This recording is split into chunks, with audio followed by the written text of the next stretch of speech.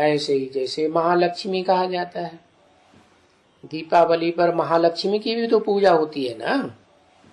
तो बताया कि वो ज्ञान चंद्रमा जो चंद्रमा के रूप में इस पृथ्वी का भी चक्कर लगाता है और पृथ्वी सूर्य का चक्कर लगाती है।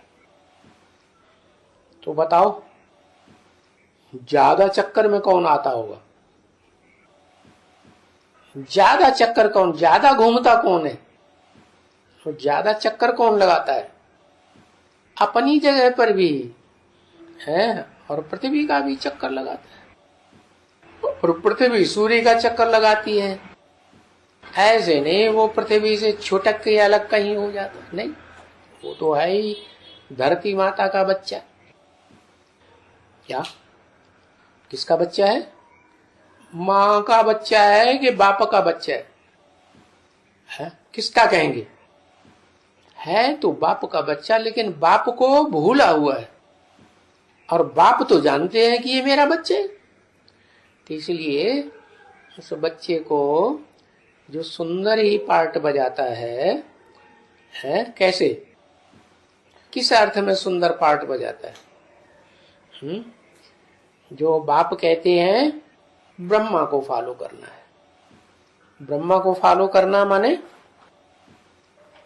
है जरूर उसने जो कर्म किए हैं, कर्म में फॉलो करने की बात बताई ना, तो जरूर ऐसे कर्म किए हैं कर्म इंद्रियों से जिससे कोई को दुख न हो। और प्रैक्टिकल में है भी ऐसा ही। ब्रह्मा के लिए कोई भी ब्रह्मा कुमार कुमारी नहीं कहता, चाहे वो बच्चा बुद्धि जैसा हो, बेसिक नॉलेज पढ़ने वाला बच्चा हो, और चाहे हायर एजुकेशन लेने वाला बच्चा बन जाए।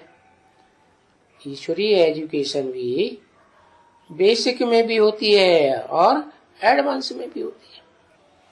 तो कोई भी बच्चा चाहे छोटा हो चाहे बड़ा हो, कोई भी ये नहीं कहता कि ब्रह्मा ने हमको दुख दिया।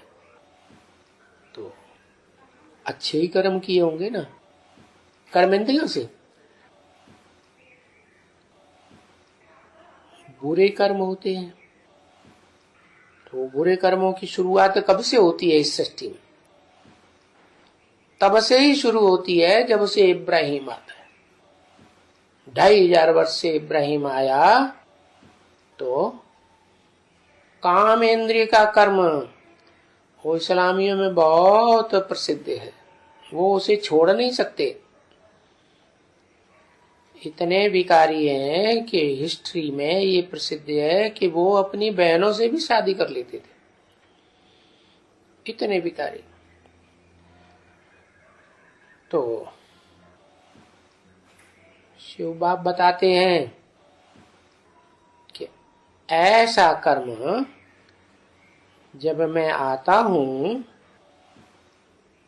और देखता हूं कि भावना के आधार पर इस सृष्टि रूपी रंगमंच पर एक ही आत्मा ऐसी निकलती है जो जब से पक्की भावना बैठती है अपनी आत्मा के पार्ट के ऊपर, तब से लेकर अंत तक वो कैसा पार्ट बजाता है?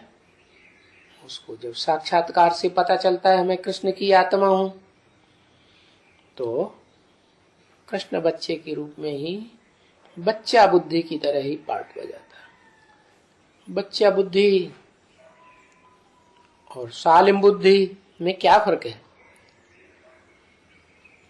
सालिम बुद्धि बनता है तो बुद्धि चलती है। क्या कि ये सृष्टि कैसे चलती है? बच्चा बुद्धि है तो उसको ये बुद्धि चलती नहीं कि ये सृष्टि कैसे चलती है।